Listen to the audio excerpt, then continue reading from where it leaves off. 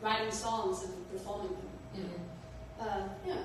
So it came out of that, more like, I guess, artistic. Do you love the songwriting? I mean, you must. You clearly love the songwriting aspect of it now. I love it. I mean, as long as, again, the most important thing for me is just to be able to be yourself, and feel free in what you create. Because, again, sometimes songwriting can also be a little bit where it's more just only about creating hits, or becomes a little bit too constructed, and I'm not into that at all. So. Sorry. Mo is fine. Mo's got to You be say right though, Mo. Yeah. Mo's. She's got to be able to do what she wants to do. I get it. Because if it's not authentic, then why are you doing it, right? Exactly. And that's how it is with everything. Whatever you work with or whatever you do, you have to feel. I love it. Help me, go ahead. So the perfect segue to songwriting. Stephanie has a question for you. Stephanie! Hi, welcome to Florida. I just had a question about your song Nostalgia. I felt like whenever I've listened to it that it's completely different than a lot of your other music. And I'm just kind of curious what your influence for that was and how it turned out kind of so differently. I think when I did that song, it kind of started just because of the speaking in the verses, I remember the blah, blah, blah. Yeah. And I thought it was just so fun to speak on a record like that. So that was actually just the start of it. And then I could just hear myself, because I don't know if you've ever heard about the band Sonic Youth, but I used to be a big fan of those, and they have all these songs where they're doing this kind of reminiscent, and so that was the main inspiration, and then I kind of loved it, and I thought it was fun to do something completely different, because I've been longing to do that a little bit, just something that was so yeah. I love it. So I do want to talk to you about that, and that's great.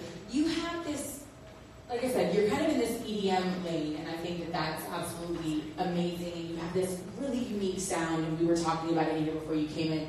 And so you give me these 80s vibes, like the great female vocalists of the 80s that kind of had these quirky, their own sound. None of them sounded the same. If you think about a Blondie or a Joni Mitchell or any of these people, and it's I feel like you have this really unique, distinct sound, but you do give me rocker vibes. So I was going to say, but I mean, is that kind of, and I feel like that some of your influence comes from a rock, pop. I mean, you really do seem like you pull from all kinds of musical genres. Yeah, well, I think, I don't know if you know, but when I was a teenager, I was in the, punk environment, playing in squats. I was in a punk band and stuff, and I think, that obviously colored me a lot, it really made me into the person I am today, being in that, political left-wing environment, So I think that's also where some of the rock kind of the vibes come from. Yeah, the vibes. I love that, but I think that it's great, especially in dance, because I think sometimes people have this perception of dance music. You hear a Diplo song, you think of a Justin Bieber, and then you have these vocals that come in from you, and it's something so different, and it gives it a different edge. But you're also a really great vocalist. I think people hear an EDM song and they think somebody went into a studio and they twerked with the keyboard and they played and they maybe did the whole, Auto-tune. There's the word that artists hate to hear. But you know what I'm saying. And that's clearly not you. In fact, I saw a great acoustic version of one of your latest songs, Sun in Our Eyes. Mickle, yeah. Is that who? Wait, really? Hey! Yeah, you were on a bus. Yeah. Where were you? We were on our way to a festival in Denmark. Got you. Yeah. Well, thank you for posting it, because it was amazing. I was like, she's gonna be good at hits live. I'm a big proponent of acoustic. I feel like if you can get on a guitar and just vocals and hold your own, you can actually sing. Right? Yeah, I guess so. Because there's nothing really else. You do that? No, there's nothing to mess it up. Yeah, I mean, and we can hear you. Yeah. It's not like you have your little, Auto-tune. T-Pain auto-tune. Yeah. No. So let's talk about your evolution from your first album to what we're working on now. Yeah. And you do have another album coming out. I have an album. It's coming out on the 19th of October. What? Yeah. I'm really excited. It took me 4.5 years writing this album, so I'm like, oh, finally, it's done. It's going to come October 19th. I could not find a release date anywhere. No, maybe I've been secretive about it. I don't know, but it is coming out. It's coming out now. So it's Forever Neverland, right? Yeah. That's what we're getting? Yeah. Obviously, again, we've already kind of gone through the list of people you've worked with in the past. Yeah. Again, some pretty amazing names there. Are there going to be collabos? Because your first album was a lot of just you. Yeah. Yep. Which is, I have nothing wrong with that. We love that. But I mean, you've kind of been in this space where you've worked with other artists for the past few years. So is that what's happening on the new album, or are you going back? No, it's actually, there's not a lot of collaborations, but there is Diplo, Charlie XCX, Empress of. But that's it, actually. Because a lot of the songs are pretty personal and stuff, and yeah. What was the song that you have with Charlie? Is it 3 a.m. or something like that? Oh, yeah, for Charlie's first mixtape last year, it was 3. I love. Yeah, no, I think it's 3 a.m. Yeah, 3 a.m. No, I think it's called Pull Up, though. Pull Up, Okay. Pull Up, yeah, something like that. And then it's Porsche on her second mixtape. So you two love to work together. I love working with Charlie. She's amazing. Can I tell you something now? Yeah. Have you guys heard the song that we're talking about? Have you heard any of the songs that she's done with Charlie? Your vocals sound similar. You guys really complement each other. It's very cool to listen to. I know what you mean, and I thought about it myself. Like, we both have a little bit of this, like, kind of, Yeah. Yes, exactly.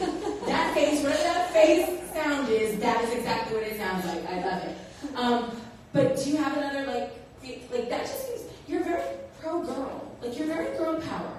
Thank you. I like That's that. nice. I love that word. Well, no, it's a good word, but I mean, I say thank you for being that in this music business.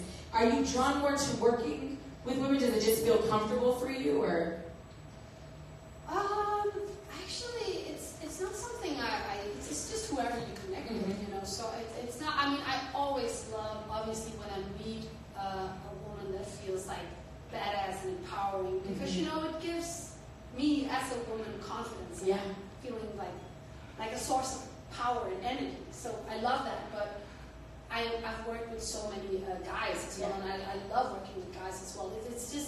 It's always nice with a balance with everything, you know. So, but Is there a difference? Like when you're in the studio with a bunch of the boys versus being in the studio with the girls?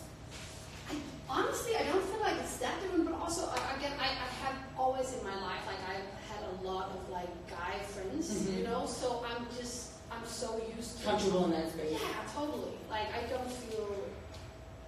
good working with both. Yeah, no, that's such a great place to be. I feel like that song that I'm thinking of with you and Charlie XCX, I mean, y'all kept it very real. Like, I was listening, actually it was funny, I was listening on my way here, and my mom was with me in my car. She was like, oh, I guess they can say that over there, because there's definitely some curse words. And, no, I mean, and my mom is very used to it, but it was funny because I was like, but it's so who Charlie is, and we had her here, so it's funny, and I'm like, oh, it's clearly who is too. Yeah. But I think that's the beauty of it, and I think that's one of the things we've talked about that here, is that sometimes guys don't think girls can be that way. That we curse the same way, that we talk about things like sex and relationships and a lot of other things. Stuff. Yes, so I feel like sometimes when you get two badass chicks, like you said, on a record together, it's very much like, yeah, this is who we are, and get used to it. Yeah, totally, 100%. I love that. Kelvin, I know you have some more questions. Yes, Maria has a question for you. Maria. Hi, Maria. So what's your motto or the advice you live by? Wait, what? The advice you live by. Oh, I mean, it's not to sound cheesy or to repeating myself, but I think I'm very much just drawn to the whole thing about always, like, if you're in doubt and, like, if you're feeling like it's easier to always just be yourself. I feel like every time I've tried to fake it or tried to be someone else, like, tried to live up to whatever expectations, it's always working out better when I'm honestly just being 100% myself. It's a bit of a cliche, but I really think it's true. I think that's great advice. Kelvin, one more? Yes, Yolanda. Yolanda! Hi, I was just wondering, you've been to all these incredible places to perform. do you prefer to go back to like those big stages, or is it always like you're looking for somewhere new to go? I've always been a big fan of traveling, and it's just so nice to meet new people and to be in different places. I'm always very excited to go new places. But I also love coming back. This is my second time in Miami, for instance, and it's super nice to be back. So, yeah. You've only been here twice? Only twice. Oh, no, we have to change that. I drove through it a third time, but that doesn't count. Where are you going? I was going on a cruise. That just puts you in a bucket with a whole bunch of people. Be like, yes, me too. That's the next one. Where were you cruising to? Well, we were going to, was it Cozumel? But were you actually one of the major laser cruises? Yeah. I kind of thought so. I got you. What is that like? Seriously, I thought it was so much fun. Turns out, it was right? So beautiful.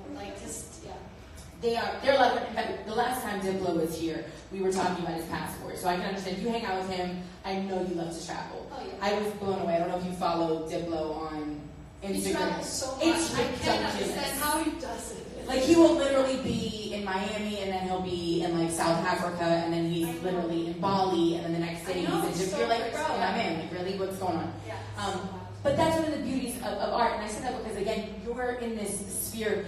You kind of have this really, I feel like you have an advantage, because you can do this festival scene, and these people have known you, they love you, they connect with you, and I mean, that's 200,000 people you're playing for. I mean, I was looking at some of the pictures, I'm like, that's... We had some good ones But this summer. yes! Yeah, it's been a nice summer.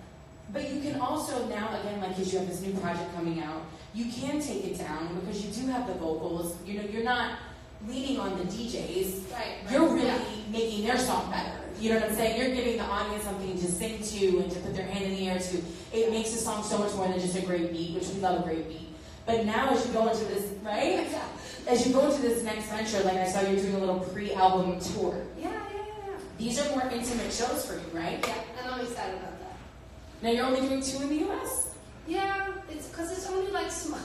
You're like, You're doing LA and Brooklyn. Yes, exactly. No, that's Miami's up there though. I'm just saying, we would have totally loved to have you. I'm going to do a little thing now, though. Okay, yes, you are. This is a exclusive.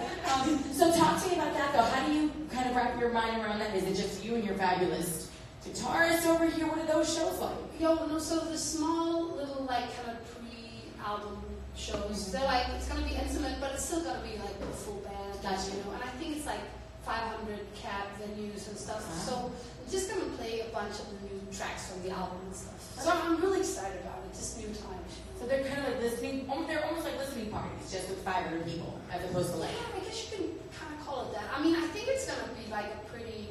Also, again, you know, I used to be in punk bands and stuff, so I love small club shows that you can really go into the audience and be with the audience and go a little bit wilder almost. So I think we're going to do that. So is this some of them, are we getting like some punk feels on this new album? No, I mean, not more than usual. Okay. Maybe a little bit more, I'm not sure. But you're going to be in the crowd, like, kind of... Yeah, but I always do that. Vibing and... Like, I know, I saw a picture, I was like, is she in the crowd? There's 100,000 people there. I was like, can somebody go get her? No, I love when I get nervous at a show, I'll go into the crowd because then I'll feel more grounded, you know. You feel more grounded with 200,000 people that you don't know than on a stage with your band that you travel with. A little bit, yeah. I love this. This is, she loves you guys. I'd rather be with my moments than with you people on the stage.